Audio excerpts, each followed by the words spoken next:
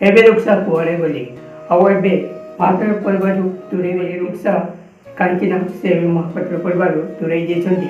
ଆଉ ଏବେ ସେ ଆସୁନାହାନ୍ତି, କାହିଁକି ସେ ଜାଣିଛନ୍ତି ଏବେ ମୁଁ ଆଉ ସେ ପଲ୍ଲବୀ ଆଦର୍ଶକୁ ଅଲଗା କରିପାରିବିନି। ସେଇଥିପାଇଁ ସେ ପୁଣି ଫେରି ଯାଇଛନ୍ତି। ଆଉ ଏପଟେ ସେ ତାଙ୍କ ମମି ସାଥିରେ ଝଗଡ଼ା କରିଛନ୍ତି। ଆଉ ତମ ପାଇଁ ଏସବୁ ହେଲାନି, କାହିଁକି ନା ମୁଁ ଚାହେଁ ସେଇ ପଲ୍ଲବୀ ଆଉ ଆଦର୍ଶକୁ ଅଲଗା କରିବା ପାଇଁ, ହେଲେ ତୁମେ ମୋତେ ସାଥ ଦେଉନ, ଏମିତି କହିଛନ୍ତି।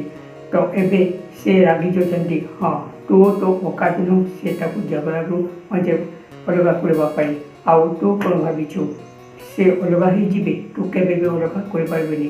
ତୋ ବାପା ତ ଏବେ ପାରିଲେନି, ଆଉ ତୁ କ'ଣ କରିପାରିବୁ, ଏମିତି କହୁଛନ୍ତି।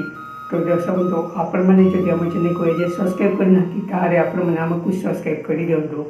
ତ ଆଗକୁ ଜାଣିନେବା। ତ ଦର୍ଶକ ବନ୍ଧୁ, ଏବେ ରୁକ୍ସା ହଟି ଯାଇଛନ୍ତି ସେଇ ଆଦର୍ଶ ଆଉ ପଲ୍ଲବୀଙ୍କ ଭିତରୁ।